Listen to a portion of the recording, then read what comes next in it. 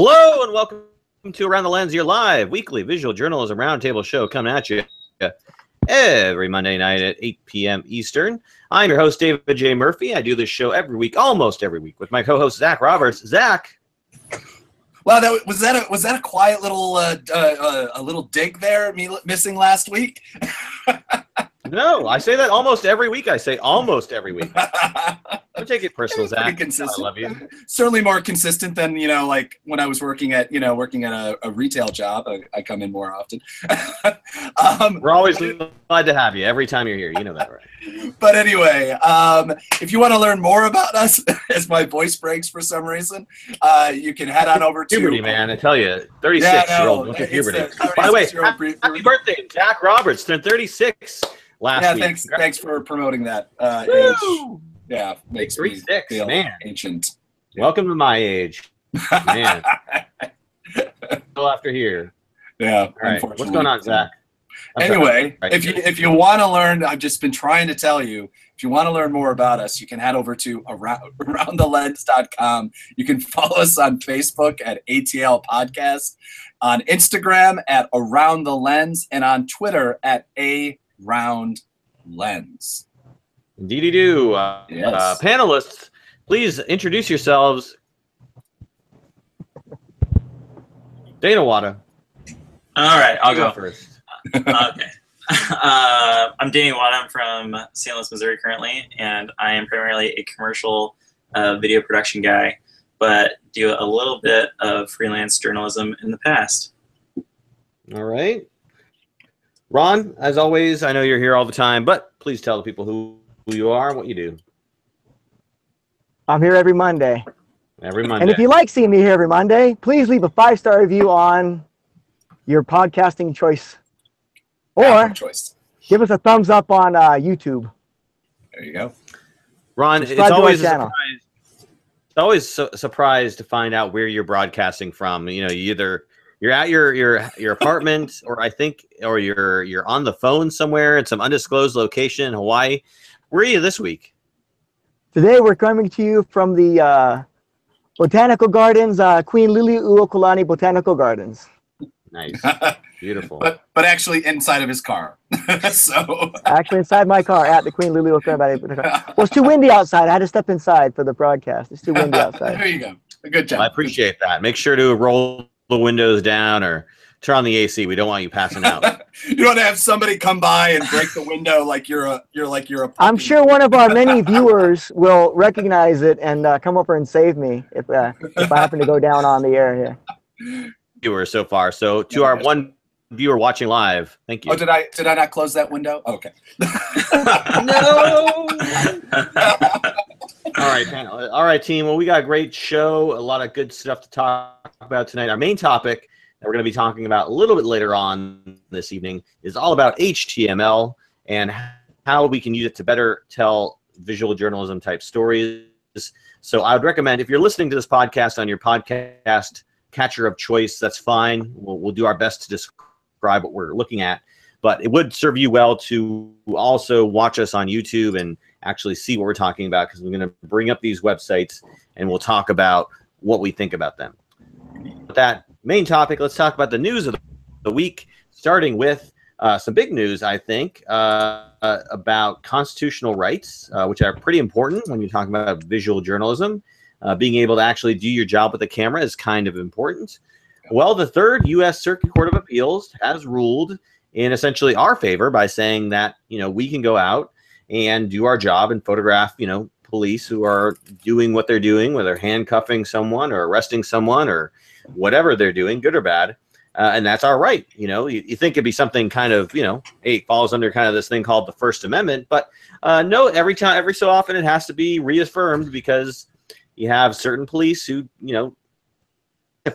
back there, but they're being recorded doing their job, and, they want to make a case out of it. And, this is the case that was made. So according to this, the ruling here is that the First Amendment protects actual photos, videos, and recordings. And for this protection to have meaning, the amendment must also protect the act of creating that material.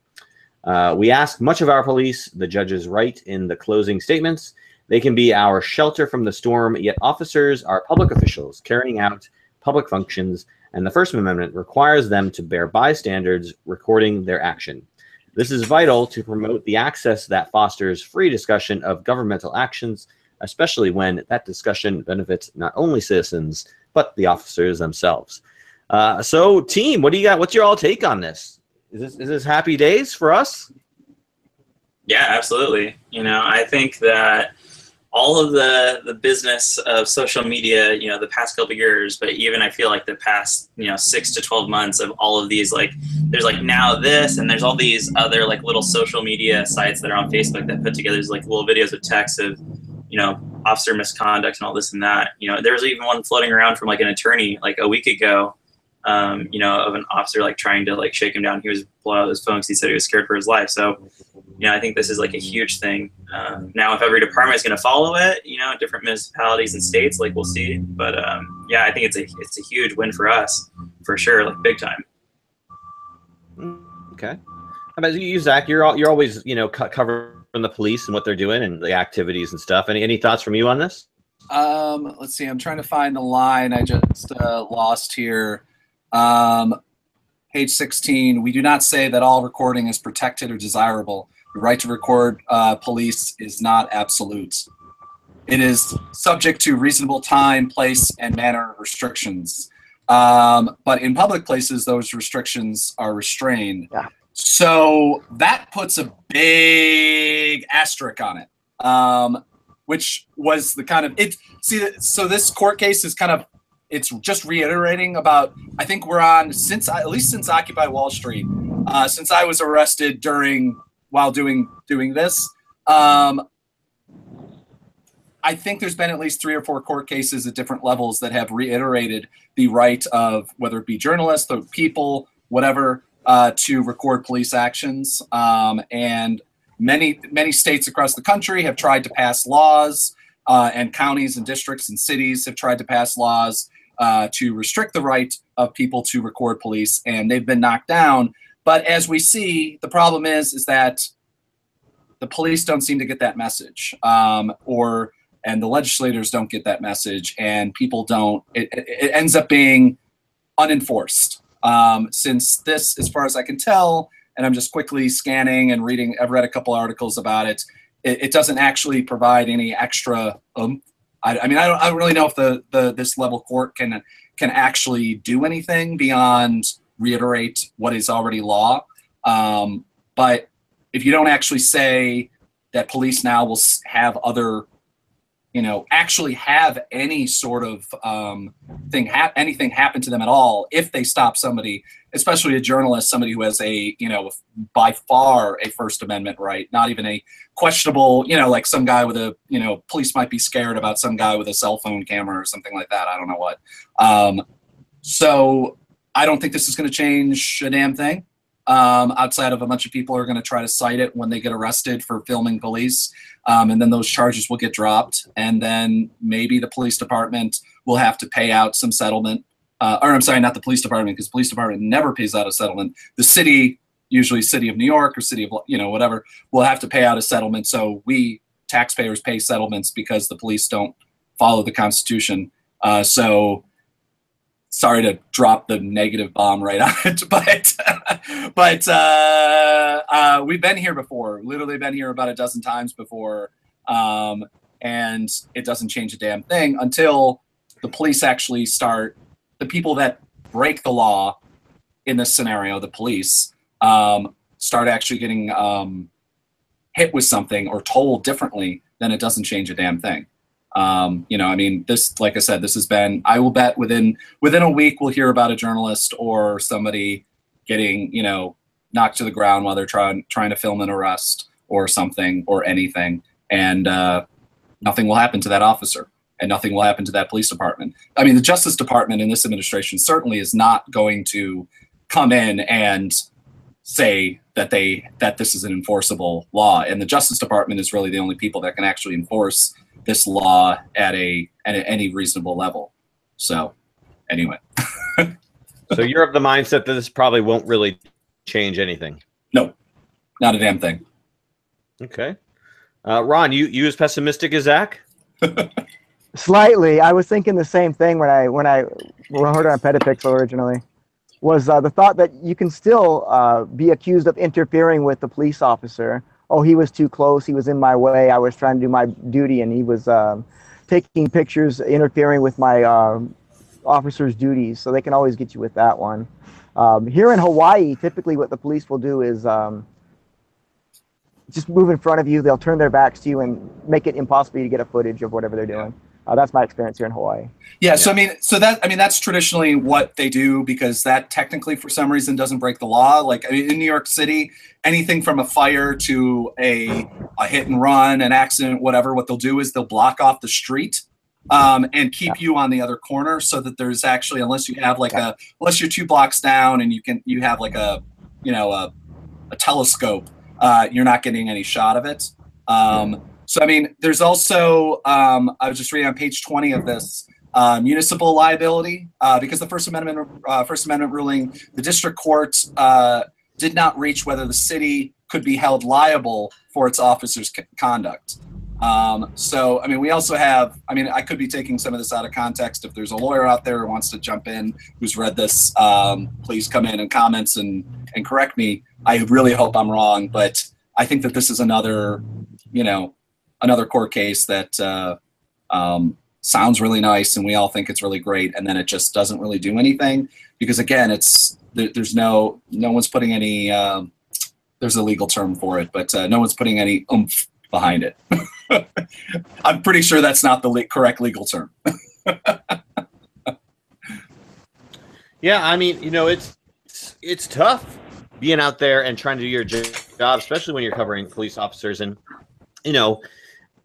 every time I've ever encountered police in anything I've shot, I've always tried to give them as much and whatnot as I could, because I know they're under a lot of stress and pressure. And if you don't want to be like going over their shoulder and trying to like get shots. If they're going to try and block you, if they care more about blocking a photographer or a videographer who's trying to take a shot than doing what they're supposed to be focusing on, that's the situation you have to work with. That's not your fault, and I don't know, unless you're trying to like get all up in their business, in which case you're almost welcoming that sort of attention, then it's just not worth it. If you're you can always go back to your boss and say, listen, here's the visual evidence that shows, I cannot get the shot I was trying to get. It's not my fault, so to speak. I really put myself in a position to get beat up, and again, I don't know the exact specific incidents, but obviously, if they're going out of their way to make it, then they're not really, focusing on what they're supposed to be doing. Dane, you ever had to deal with, working with, police officers on any sort of shoot or anything? Yeah, that's what I was going to say. I agree, with what you're saying. If you're compliant and you're just nice, if they ask you to move a couple of times or whatever, or if they're threatening you to, be arrested or whatever, you either just move 10 feet one way or the other.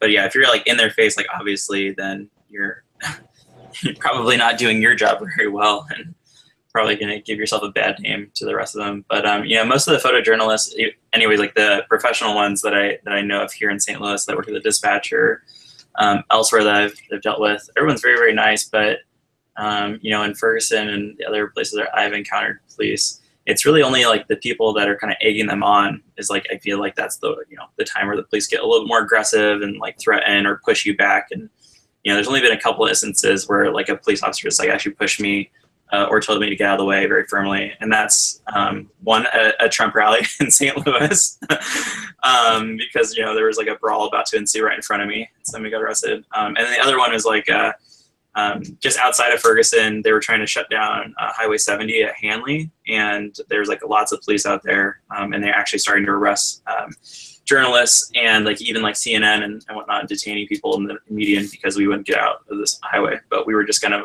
following the action, doing our jobs and making sure, whatever. But we were technically on the sidewalk, but they were if you don't leave, we're so we just kept moving, inching back and back. I don't think they're going to try to get 20 of us at once, but I mean, I understand like they're under a ton of pressure. You know, I can't imagine. Yeah, you know, there's some police. You know, you're gonna have the good ones and the bad ones, but I think hopefully for the ones that actually believe in the law, we'll hopefully see some kind of leniency. I think it's mainly the old timers, you know, or the people that don't look at social media or live in the smaller towns or smaller municipalities. I think it's the ones you're going to work with, or you know, the veterans that think that they can't be touched, you know, which is unfortunate. Right. But yeah, it is what it is. I mean, I don't think there's like a right or wrong, but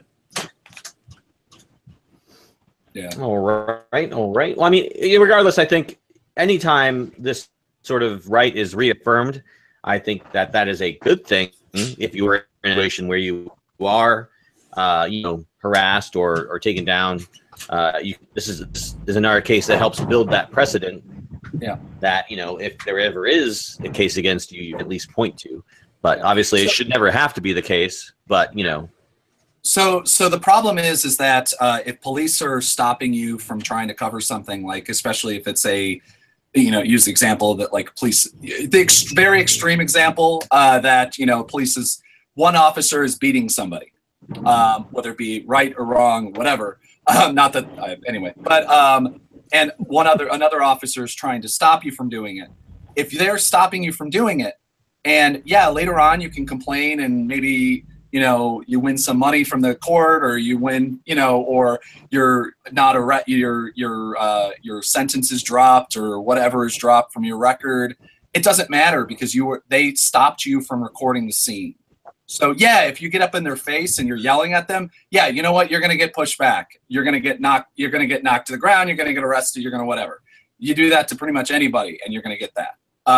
You know, I think we should, you know, we have to start, especially as media, we have to start calling the police to account for the fact that they are supposed to be better than the normal citizen. And so we don't expect them to react. They are supposed to be trained. They're supposed to be, exactly, yeah. Which is a huge problem. So I mean, yeah. Like your point about, you know, one of the biggest problems is that, you know, officers. I remember I don't even remember what protest it was at this point, but I remember it was Mayor Bloomberg said that he actually sent out a memo that was released, whether publicly or I forget whether it was leaked, to the police department saying, "Do not arrest journalists." It was like literally like a 2-paragraph memo. And I remember just chatting with a police officer during one of the quiet moments on whether they had actually seen or read that, and many of them had no clue that it was in existence. So clearly, it doesn't either work its way down the system, or they're purposely ignorant, or they were just lying to me, which is, you know, kind of something police do to journalists, either lie or don't talk to, or just ignore questions to, you know, as a policy. And again, I always caveat, I spent most of my time in New York City dealing with police. The police there are a very different animal than like the little amount of time that I worked in Anchorage. Anchorage police are awesome. They're incredible people not only compared to New York, but just in general. And I'm Chicago, with a few exceptions, they were really good. And in fact, actually, when I covered NATO, the No NATO protest back in 2012, I think it was, I don't remember. They actually specifically told us that they received training on how to deal with journalists, so that they weren't. I mean, it was kind of implied, so that they weren't perceived as like the New York City Police Department was, and things like that, as, you know, as very violent towards journalists and protesters. And actually, that was to a point of the frustration of many of the protesters that they kept allowing them to go places and do things that they wanted to do. So it's actually kind of funny to watch. But again, one of the problems is, you know, NPPA. One of the things that NPPA does is actually train. They'll do. Mickey, the lawyer, puts on trainings for police officers. I hope that more police departments accept and ask for that training, because the few police departments that actually have taken it, it seems to make a difference to some level, because at least if nothing else, even if the officers don't believe it, they know that they're potentially liable if they break that law, or if they break that, you know, ruling or whatever. They may get suspended or something like that, you know, with pay, but, you know, suspended all the same. So yeah. Yeah. Well, not only that, but what you were saying earlier, Zach, about you know, they interfere with you and you win a court case. Yeah, but now you've learned your lesson. Now you're going to be a good little boy next time. You're not going to try to make trouble, are you? Because you don't want this to happen again. Now, would you? Well, one of the big problems is that you see, you know, you talk to a lot of local reporters, and they don't talk about this problem as much because they have to have a good relationship. I completely understand local reporters having to have. If I lived in a place and I was working at, like, look at, if I was a full-time reporter, especially for a newspaper where I had a publication behind me, I would definitely be a little bit better of a boy to the police department and treat better, because I know not only building relationships. I mean, like, look at, I had a couple officers that I got along with, to the point of it actually endangered me, because there's the other side, often protesters, who, if they see you as a friend of the police department, they think you're a narc or something like that. Our buddy CS has had that problem a lot. It doesn't help that he has a military haircut, so they always think that he's an undercover cop. He's undercover, yeah. Which is always hilarious, because it's like, no, he's not. Don't worry, guys. You know, I understand that, but there's a point, like, I'm a freelancer. I jump around, you know, often a parachute journalist. I went to, you know, I hate that term, but I am, you know, went to Ferguson.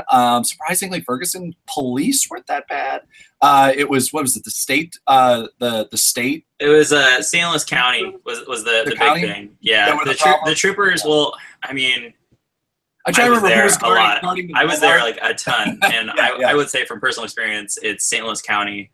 Yeah, and like farther out districts. I mean, the troopers were there too, but yeah, the only ones that I seen like point guns at people and then like actually get in trouble and get relieved is the county. So so I mean that's, you know, that's one of the problems too, is that there's so many different police departments, and regulations for every police department is different. What they can do, what they can't do. The chief of police, whatever department, whether it be a sheriff or whatever, call upon their officers to do different things. So, like, I mean, obviously we'll never have a federal police force in this country, and you know, whether that be good or bad, we can have an argument on a different podcast. But I don't think anyone will ever allow for a federal police force. I don't think the police department will ever allow it. You know, unless it's Ray Kelly heading it up or something. But it's very difficult to ever try to get it down, and I think that something like this, though, has to come down. That was one of the last couple months of the Obama administration where they started actually investigating and looking into police departments. That was a good thing to me, because it started having, because right now, I mean, like, we have things like, you know, I mean, finding out after a lot of the police shootings, you find out that there is no there is no list of all the police shootings. And that's I'm not talking about police shootings here, but I'm talking about the fact that, like, there is no one regulation for every police department. You know, there's state troopers over here on Route 11 that cover Route 11, but also there's the local Central Square Police Department that covers it. And each one of those people have different rulings. So until we have some sort of overall thing, I don't think we'll ever see something like this actually enforced. Which is why I have the deep pessimism about this. Well, one of the many reasons why I have such a deep pessimism about it. And I've gone on for like 15 minutes about this, so I'll stop now. All right, then. Well, let's go on to something that's a less controversial, maybe. I don't know. We'll see. If you're listening to this, we're going to start looking at some web pages here, so just keep that in mind. Now, this was actually spurred on by you, Ron. You had showed me a cool website that kind of presented visual journalism in an interesting way, and I thought, you know what? Let's talk about this on the show. So there's a lot of great stuff. In fact, if you send me that link you mentioned before, I'll bring that up. We'll talk about that website as well. I just don't have that link on me right now. But anyways, let's talk about, because, you know, so often, you know, we create our content, we create our photos or our videos or whatever, and we put them up on YouTube and we put it up on Flickr, and that's it. You know, it just exists in that space, or maybe it exists on our website. We put some text around it. You know, it's not really like, we're not doing anything with the content that's engaging beyond just the content itself, which, you know, for a lot of content is fine. But, you know, when you want to try to get people's attention, which is so hard nowadays because there's so much stuff out there, you really have to find new ways to kind of to show what you're doing. And this is we're just going to talk about a couple websites I found, and anything you know, if you guys find anything while we're talking, if you're listening to the show live, you can actually comment on one of our posts on Facebook. And if you have a website you want us to check out, I am actually watching our Facebook page. So if you throw a link in there, I'll talk about it on the show live. But I'm going to do screen share here, and I'm going to show you. This is a story that's called Snowfall, which I discovered many, many years ago when it first came out, and I thought it was just so well done, so brilliantly executed by the New York Times that I was just like blown away by it. So we're on my screen now, and what we're seeing is against the landing page of the website for the story, and I think it's pretty brilliant. It opens just up with this video image. It's probably a GIF that is just or GIF. I don't know, whatever. Sorry. We're gonna have to get into a fight about this. Okay, so it's GIF, damn it. 30 minutes later. All right, so let me tell you what I feel about it. So I believe it is a constitutional. Anyway, sorry. Continue. The police. Let me tell you about the police. Anyway. Gift the police. Gift the police. Oh wait. So what I loved about this story is, and I'm going to scroll through it here. Hopefully it works. So it's one of I think the first examples I've ever seen of one of these sort of parallax scrolling websites. And as you're scrolling, so it starts with this nice rotating visual image of the snowfall, and then you get into the actual text. And then, while you're watching, going through the text, you have little videos that pop up. You can play those, but as you're moving through the site, it changes dynamically. So we're going from, a simple text into this 3D sort of, animated mountain range. And it's just moving through and kind of giving you a real sense of where this story was happening. It encompasses, graphics and layout and design. I mean, there's just so many elements to the story, and I've only just started.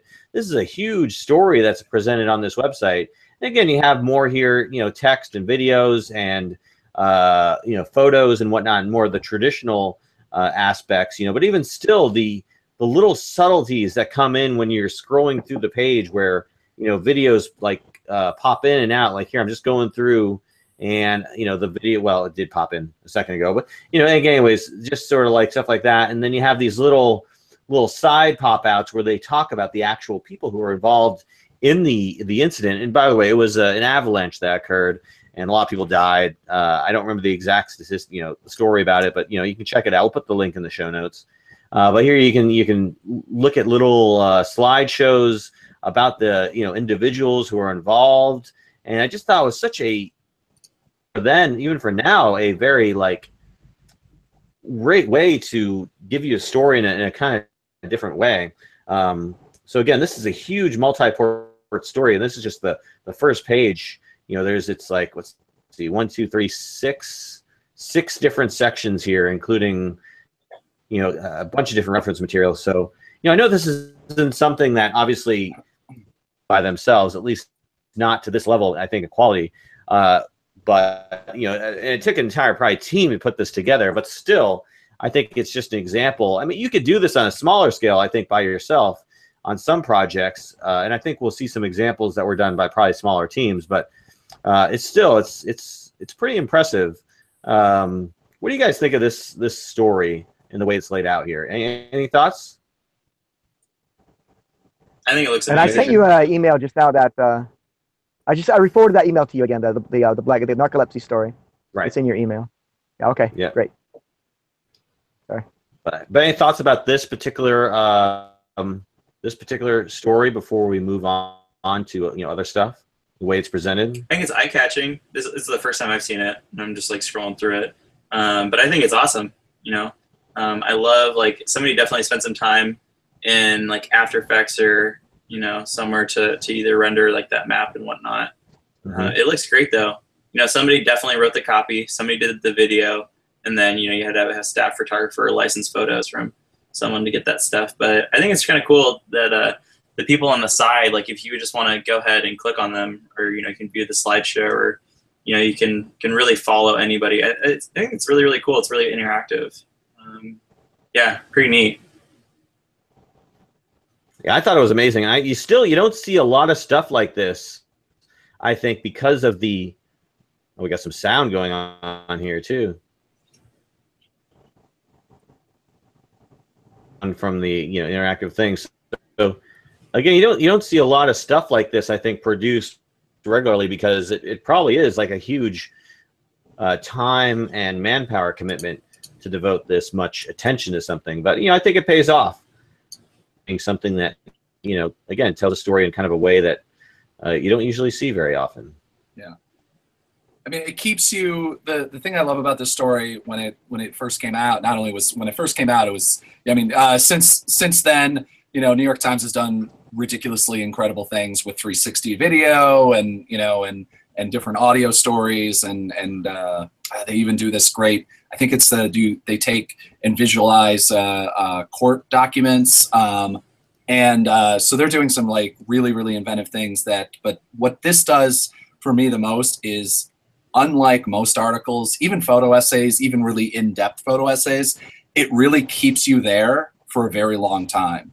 Like, I remember when I first read this, not only did I read the whole thing, like when it came out, so unfortunately I don't remember a lot of it. Whether that's good or bad, I'm not sure. But it keeps you through that. It keeps you scrolling, and it makes you want to keep finding out what's next and what they're doing, because I mean that's the biggest. I mean, like, you read this really just depressing stats about news consumption, how long people spend time on a single article, or things like, the drop off on the first 10 seconds of any Facebook video is about like 75% or what, even more. And, as we basically drift completely away from, whether it be newspapers where it's in your hand and you have to read it. It's 100% of your attention, or even TV news where it's an hour block and you sit there and watch it, back in the day when we would do that sort of thing, before we had phones that we were tweeting about the news and not really paying attention to the next segment and everything else. This sort of thing immerses you. Obviously the 360 video that they do as well, even more so. And, as a visual journalist, this is fantastic, because I can't think about, there's videos, there's literally every single different type of visual media. There's even a map, there's, 3D graphics. So, I mean, like, this is the sort of thing that hopefully we can get a heck of a lot more people or publications doing, because they'll have to hire us, because I'm sure there's a bunch of stock here, but there's a lot, especially if the journalist writes the story first, there's a lot of stuff that has to be shot specifically for this, or at least has to be pulled, and for that specifically, because it's not like a normal illustration for a normal news piece where you can be like, oh, it's a news piece about Donald Trump. Here's a random stock photo of him. I bought it for 49 cents off of Getty, or Nerd Photo. So, like, I love this. I hope we get more of it. This is the sort of thing that even though, I think I was already a subscriber to the Times, like, if they had like a donate button, or they had something like pay extra for this story, I'd be like, here's another $1. Here's a way to throw, a little bit more at this sort of thing. And there's the stories that we'll be talking about afterwards that are also just as big for different publications that I wish we would see more of. In fact, less of the kind of random crap articles, like 300, 500 word articles, and more of these, long reads. So. Yeah, I just wanted to point out here, I highlighted this section and this area just to highlight two things. One, the fact that, 16 people were involved in the creation of this one, story, and two, the fact that it took, was done over 6 months. Jesus. So, it's definitely, it takes effort, and it takes time, and it takes people, and it takes a team. But, you end up with something that, again, I think was ahead of its time, and is still holds up, today. I mean, you could say like, oh, some of this stuff could be higher resolution or whatever, but it's timeless in a lot of ways in the medium. But let's talk about the story that you highlighted, Ron, the one about narcolepsy. Let me pull that up. So why don't you go ahead and talk to us a little bit about this story and why you kind of like it? Well, just it's the same kind of thing. It's you know, it keeps you engaged, like what Zach was saying. You keep scrolling because you want to see. It's not just a story; it's the way they tell the story that keeps you engaged. And I would like to incorporate this into my own reporting somehow, except that I don't deal with websites. I just stand in front of the camera and talk. But it certainly does look like something that'd be useful if I could think of some way to incorporate it. That's why I brought it to you originally. It says, look at this thing. It's so beautiful. I love the way the story is told. I just don't know what to do with it. And I just said, well, let's talk about it on the show. So maybe somebody has some ideas here. Yeah, I know it's neat. And in contrast to the other one, you know, it has, you know, very minimalist in terms of its text. Like it's not really trying to overwhelm you with text. In fact, I'd probably say there's maybe, you know, maybe 1,000 words over the course of this whole thing. I don't know. I haven't seen all of it, but it's really focused on the visual side of it. They're trying to be creative with regard to the, you know, use of like blacking out and, you know, yeah, and their color at the very end. Yeah. Guys, huh? And you know, when you look at the credits on this story, there's like 5 people, I believe. It was really a small amount of people at the bottom of this one. I think recall, I remember it was so small. It's a much more I think tighter story, you know, in terms of being easier to handle. I mean, you know, it's one guy and his issues, you know. So I mean, I think it's something even like a one person, you know, could do something like this. You know, you don't need like an entire team to do something like this. You could probably get away with, you know, you, Ron, by yourself, or you, Zach, or myself, you know, just all my free time. And this is ABC Australia too, so it's a big company behind this too. Mm-hmm. Any thoughts, Dane or Zach? I like the New York Times one a lot more. Oh yeah. I don't know. I just really like the simplicity, all the negative space. This one, I feel like it's like almost a little bit over the top. Like I don't know. I mean, it looks nice, definitely, but I think there's just too much going on with all of like the stop motion / GIF / videos, parallax theme stuff. I'm also not a humongous fan of like opacity and like with copy in it. Unless it's placed very delicately and it's like right in the middle, like over the, I don't know. I like really clean looking things. But that being said, I mean, they probably produced that in way less time than it took them to do this, 6 months down the line. Yeah. Okay. Yeah. Well, let's look at. Go ahead, Zach. No, go ahead. Well, I was just going to move on, unless you had something to talk go ahead. about. Yeah, move on. Yeah.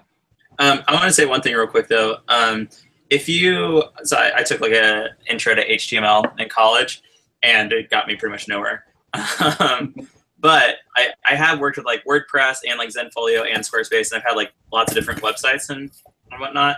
And I will say, like, even if you are not a coder, you can either like look up code, find someone on Fiverr, or do it yourself on WordPress or Squarespace and still make it like look really good and visually appealing. Obviously, if you can like share that with like your girlfriend, your wife, your peer, someone to like take a look at it, before you publish it, versus just like posting on your blog or your Facebook page, you put like a little bit of time and effort into it. I'm sure you can find something really, really nice. But the New York Times one is definitely a way of the future for sure. I think they're also trying to, get people that are scrolling like the Instagram and the Facebook, to keep them interested, even if they're not going to read all the copy. But it's like super visually assimilating. That's my 2 cents. Yeah, I agree with you on the, like you're talking about, WordPress. I mean, I do WordPress myself, and I've seen a bunch of parallax scrolling templates you can buy, or you can even get for free, that do a lot of the same stuff that these do. And again, you can do the same type of effect, a lot easier than I think you used to. And I don't deal with HTML either. I used to be very much into it, but when you spend a couple days trying to make one little graphic line up with another little graphic, and then you look at another browser and it doesn't work, you're like, you give up.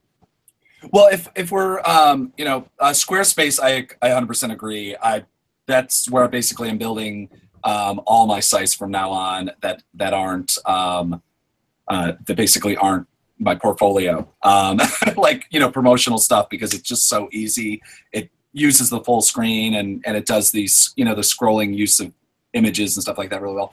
There is, Dave, I sent you or did in the comments, it's called a website called Atavist. At least I haven't checked on this in a while.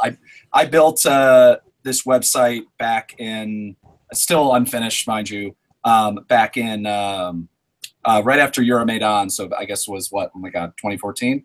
And I didn't really get into the GIFs and, you know, and all the kind of movement stuff that you can do with it, but it has a lot of that. It has a lot of that same ability to do it. And I think that this came out around the whole kind of format. So you can actually build whole stories. You can have chapters. You can have whole thing. I'm a huge fan of this. I think that they changed it from free to costing something, which is why I probably didn't move on. Move on with it, because this was literally, I think, for a school project, essentially, just some way to present all my photos that I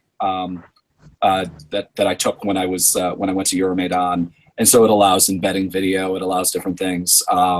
And this is literally me spending like a couple hours doing it, and also even writing the text, for that matter. Mm-hmm. There's a lot of issues now that I'm looking at it that I'm like, oh my God, why did I format it that way? But you know, but literally this is like me spending it. This site is really cool. It's AtLavist.com. And you can basically build your own website from it. I think you can even have, like, the idea behind it was you could actually have people pay for different chapters, which was really cool, which is the big thing I was looking into it, in a way that you could, like, basically publish a magazine on a story, you know, like a magazine story. It's like, oh, you want to buy part 2, give me $2 or something like that. Again, it could have changed in the last couple of years. I had a Google search. I had a Google search this to be able to come up with it, but since it seemed vaguely relevant, I'd recommend people checking it out, assuming it's still around and everything. So, yeah, I'm looking at it right now. Yeah, no, I mean, assuming the website, really cool. The website behind it is, you know, is still functioning, other than just literally keeping it live. I'm not 100% sure. So, okay, yeah, go to atavist.com. Yep, this is pretty neat. It really it takes that same sort of principle we were talking about with the other websites, and allows you to build it quickly with WYSIWYG type.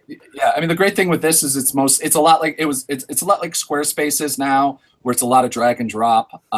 You can kind of have templates to some extent, if I remember correctly, and you know, you can kind of, like, you can see if you're watching it, you can literally use the full frame, the full extent of the web page, or you can embed photos, or you can kind of do different things. I'm sure if I spent like a couple days doing this would be, you know, it allowed for movies that embedded. It allowed basically to make it look almost 100% like the Snowfall story in the New York Times, but obviously you don't need a whole web team.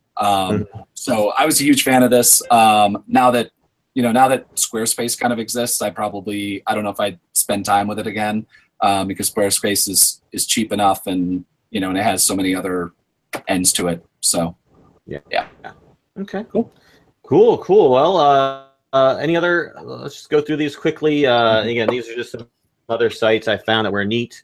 Again, all these links will be in the show notes for you to look at. Again, using that sort of same parallax scrolling thing, and I think it's great medium, I think, to work with. The problem, of course, is that it really only exists or can exist on a web browser, you know.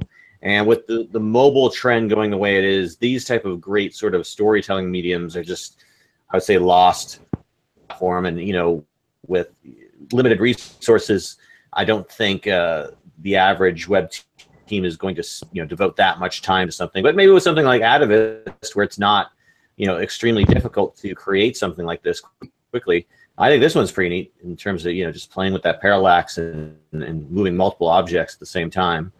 One that, you know, requires more of the graphic designer than just the visual journalist or the broadcaster. But, you know, graphic designers are visual journalists too.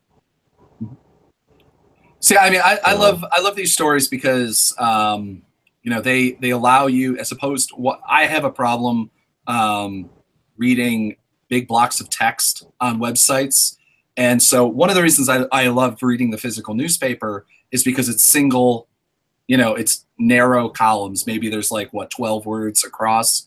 And so many, you go to so many websites and it's 45 words across, and it's trying to track that across. Like, my kid's sister has she has a tracking problem with one of her eyes, and she just can't, she can only read stuff really well on her phone. And so, all these different ways that reformat the way that you read text, I absolutely love them. Like this Eater story, I absolutely love this story on the way that, because it cuts out. I don't think I would have. I went through and read this when this story came out about spending an entire day with the team at Panda Express. Like why in the hell, if somebody said, hey, you want to read an probably a 1,000-word article about spending a day, an 8-hour shift with the Panda Express people, that's a hard sell. Even if you like Panda Express, that's a hard sell. But the way they format it out, it's tiny blocks of text. There's tons of videos. The videos are interesting. Lots of photos, from like snapshots to to really nice artsy photos. Definitely recommend checking that one out. It's Panda Express one day at eater.com.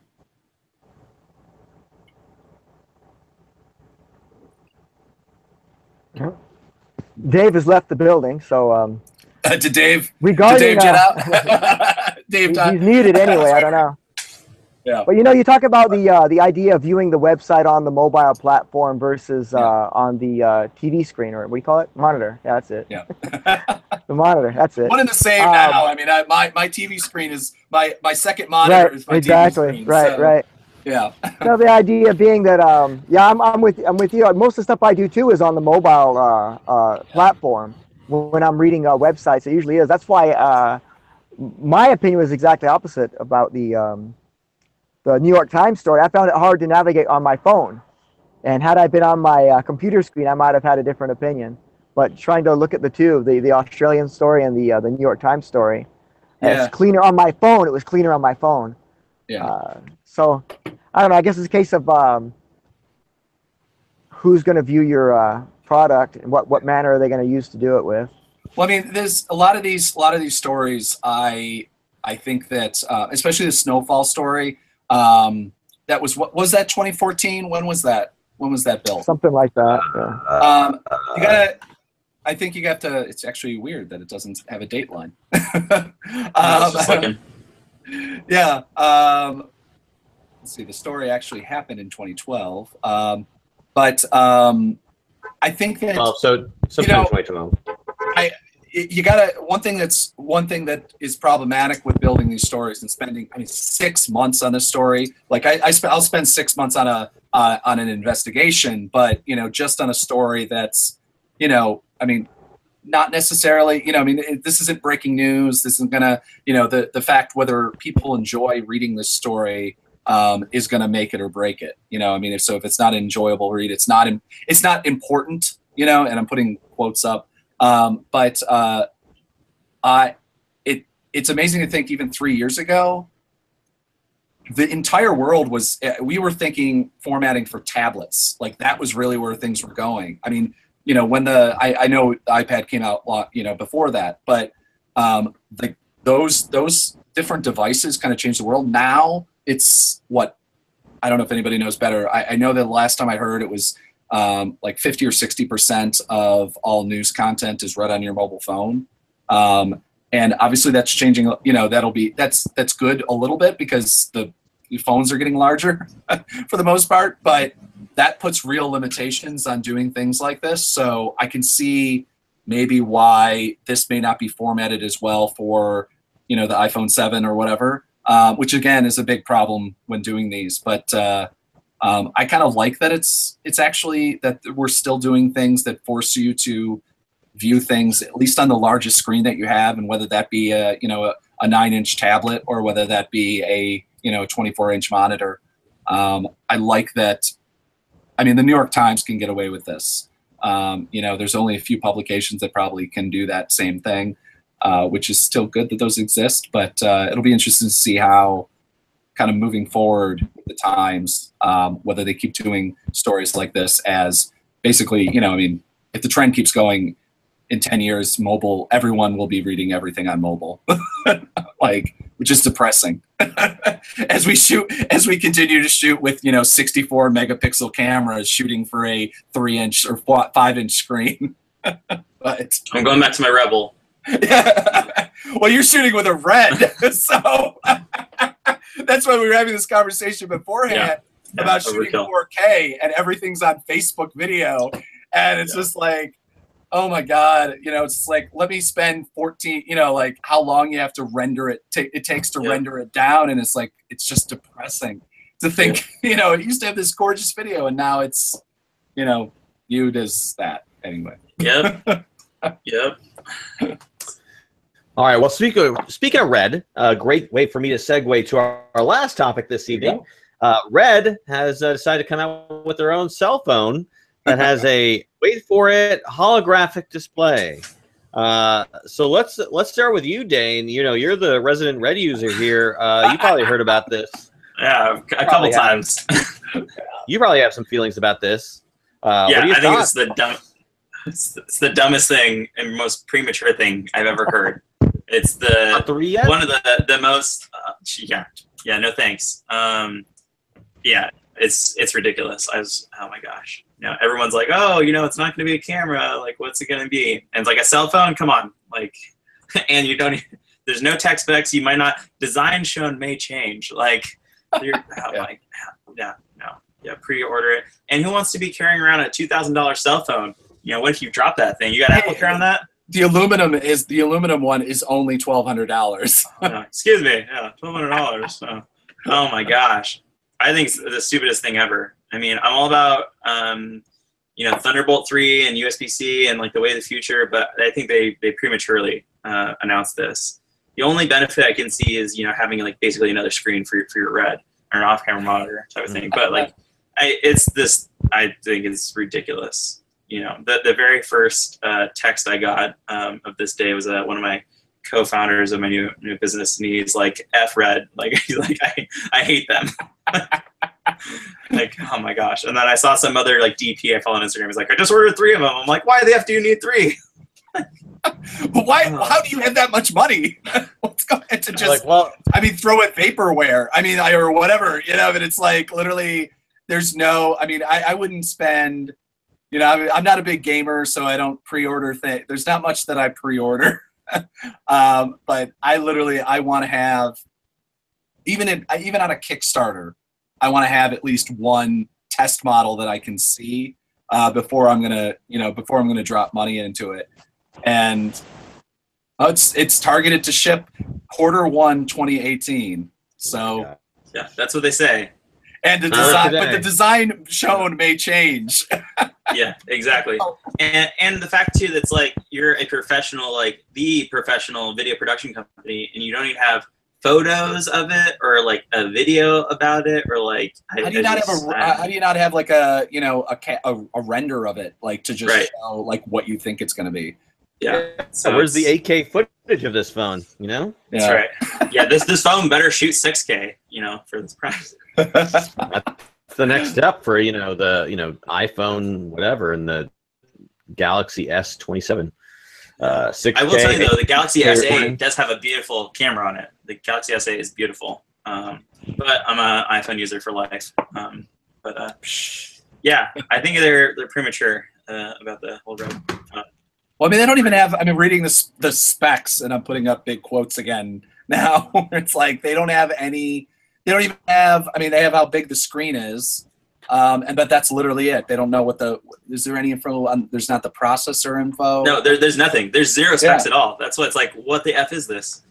Download or stream. Oh wow, Red channel, one channel to find all 4-view holographic content. Because you know there's so much of that out there. Create. That's the next step after 8K, holographic K.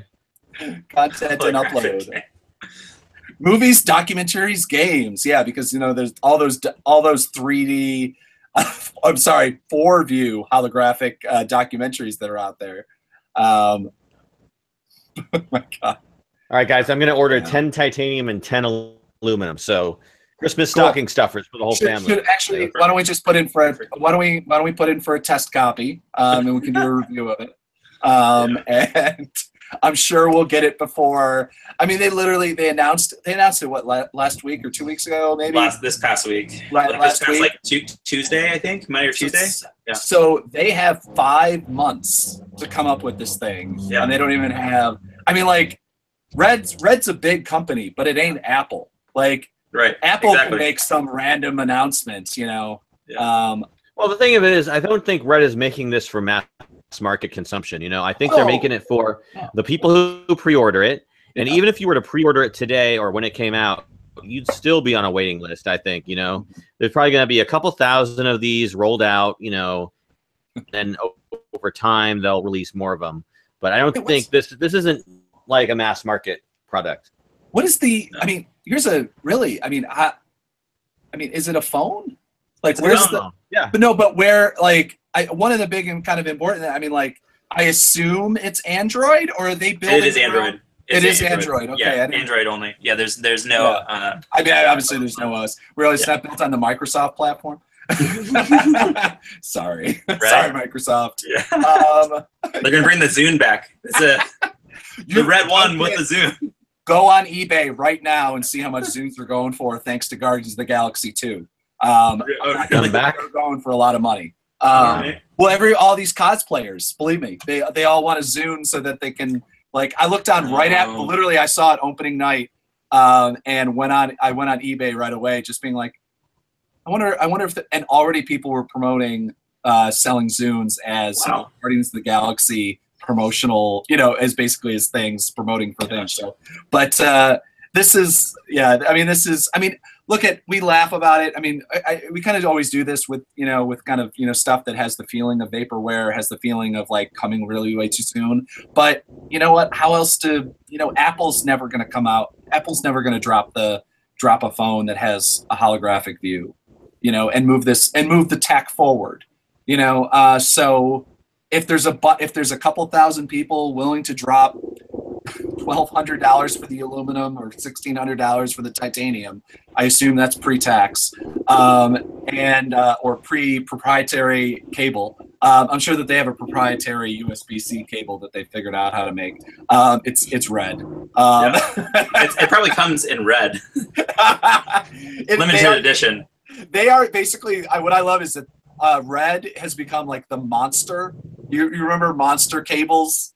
Like the bullshit, the bull, you know, $500, you know, $300 for an HDMI cable. That's absolutely no different than anything else. But if nothing else, I'll put a positive spin on it. At least somebody's trying to move the tech forward. Because I mean, Apple sure as hell ain't. You know,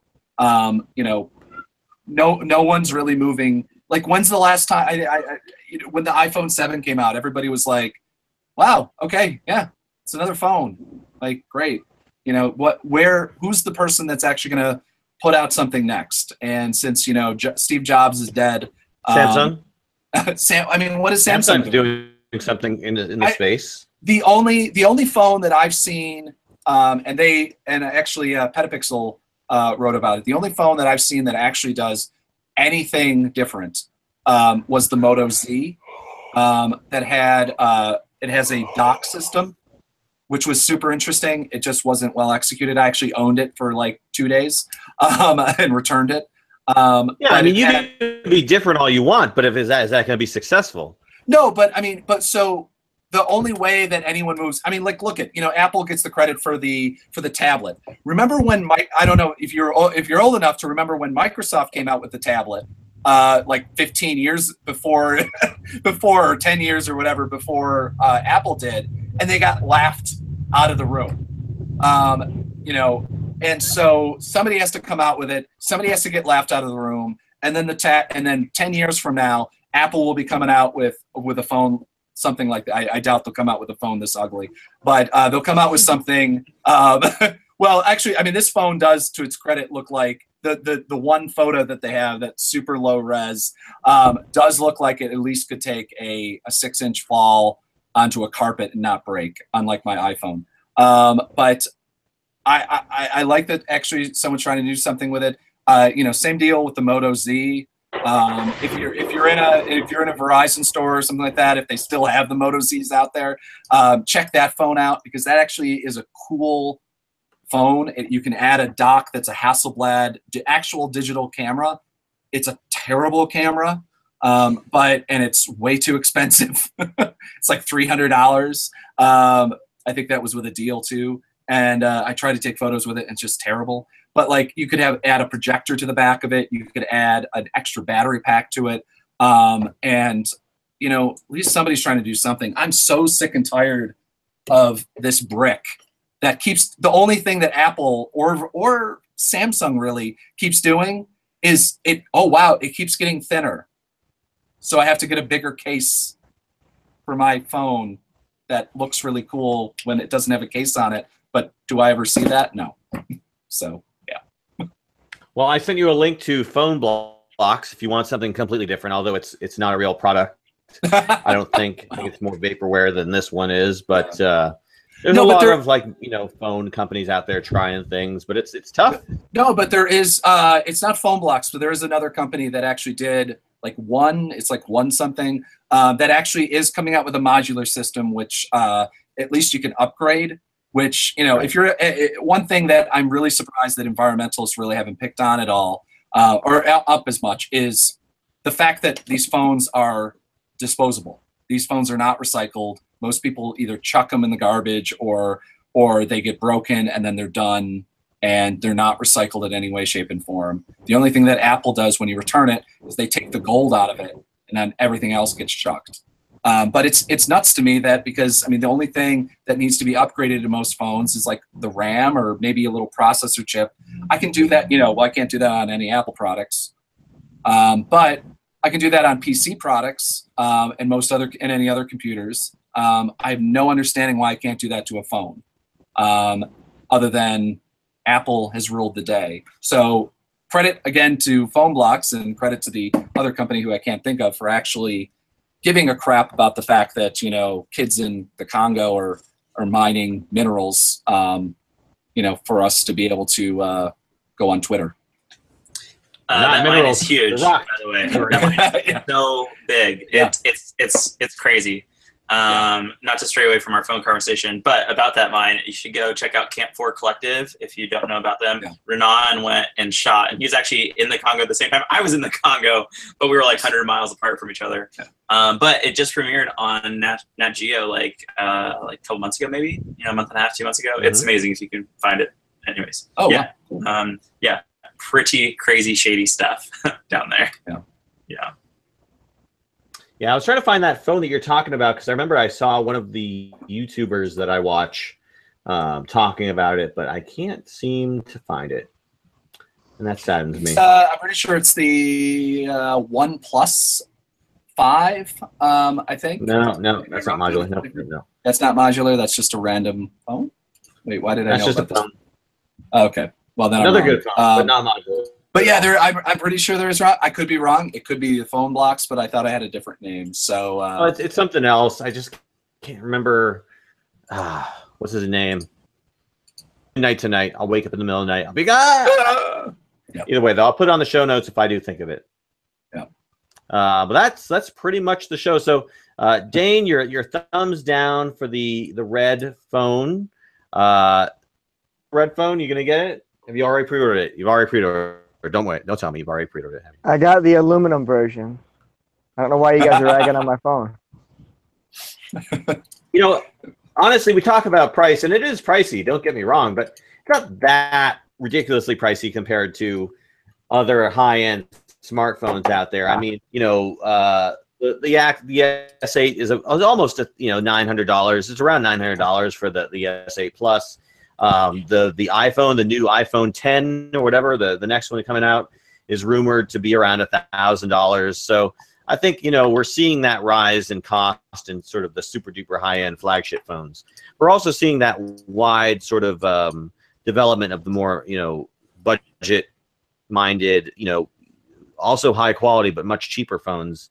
And I honestly, when I do get another phone, I don't know if I'll go with the flagship one. I may go with, one of the more modestly priced ones because they are pretty decent, and they get the job done. So, I mean, I'm not a big gamer. Like, I just finished a game on my smartphone called Adventure Capitalist, and if you check it out, you will be addicted to that game. It's stupid. Check it out. Go check it out. It's the most. Nope. It's like the stupidest idea to get you addicted to something. You basically just watch money increase. You watch you get more money. That's the whole gist of the game. And you have to get more money.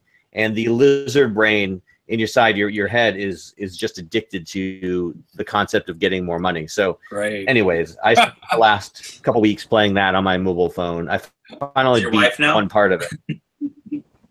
Is your wife now? My wife now. My wife gets really addicted the baby's to been games helping. sometimes. Yeah, I know, right? My wife gets really addicted to games if she finds one she wants to play. Candy Crush and Angry Birds. They nearly took over our lives, but broke those addictions. Monument Valley. That's the only game I've ever gotten into. Monument. It's a very beautiful game. I like that game. I have I don't game span for phone games. I've never been able to get into them. So yeah, me neither. The only time I play games is literally when I'm on a flight and I can't connect to Wi-Fi or I have nothing else to do. Oh no! I had actually no. There was one game. It was a zombie game. It was all in black and white, and it looked like an aerial. Basically, you're in a helicopter and you're shooting, like, strafing fire all these zombies and protecting basically the base from getting in. The problem is that the game looks exactly like the footage that came out from WikiLeaks, Collateral Murder. If you remember that video, it looks exactly like that. So that video came out around the same time as I started getting really addicted to that. I watched that video, and then I'm done playing the game because it looks exactly. It has the same screen over it and everything like that. I'm like, nope, can't do it. Because now it's real. Now it's not zombies. Now it looks like I'm shooting Iraqi children. So that killed me. That's why I don't play a lot of. I am looking forward to the new Castle Wolfenstein, but that's obviously not for your phone. But I just like shooting Nazis. So nothing wrong with shooting Nazis. Yeah. By the way, Zach, I found that phone that we're talking about. It's called the Fair Phone, and now it's time for you to put your money where your mouth is and actually make this your phone of choice. So if you care about those diamond mines, in the mines, you will buy this phone. Well, you know what? That's terrible. That's what you do, man. Oh my God! Yeah, it looks. You better get it. Is this exclusively on Cricket or Boost Mobile? They have it on T-Mobile. No. It's probably only on Credo. If you know what Credo is.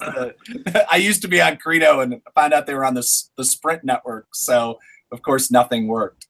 But that's sad. Why can't this is a huge problem I have as a lefty. Like, why can't we have nice things? I have to sell my soul anytime I want a nice thing, like a nice phone or a car that looks nice. It's like, God damn it. Well, now time to you got the phone there, Zach. I will say though, as far as phones go and phone usage and cellular networks, what I rely on is I want speed, and when I hit something, I want it to function correctly. And I think that's the only reason why I've stayed with iPhone or Apple forever. Other than I'm an Apple fanboy, but I have all of the Apple ecosystem, so it doesn't make sense for me to change one thing. It's like going straight from Canon to Sony. It's like you have to do a complete shift. It's not just one thing at a time. It's like if you're going to switch, you have to switch everything over, and it's a pain in the ass, So, and PC and Android to me just doesn't make sense. See, I just want Google. I want Google to come out with a damn laptop, or work with Adobe so that I can just get a Chromebook. Whatever the price, I don't care. I'd be happy with that operating system. I hate Windows 10 as much as I hate Apple as a company. I just want an operating system because literally now all I run on a computer is Adobe and Google Chrome. That's literally all that is ever opened on this computer, and I just want that. And that's why I miss my Android phone. I miss my Note 3. I stupidly went to the Apple 7 or Apple iPhone 7 because I guess I hate myself. I don't know. Wait, I'm sorry. You said you want a Chromebook, Zach? I want a Chromebook that can run Adobe. I want it. I mean, there's laptops that can do it, but Adobe doesn't work on Chrome or doesn't work on the Chrome OS.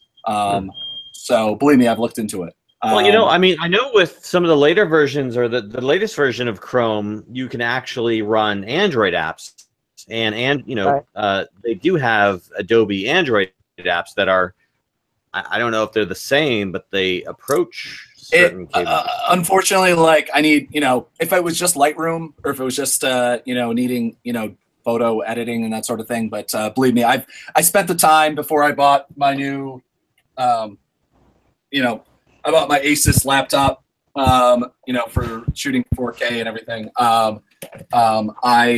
You know, moving over to PC, which I'll be writing about. But believe me, I looked into it a lot because I did not want to have to go to Windows because I hate the Windows operating system with a passion. Yeah, same Z's.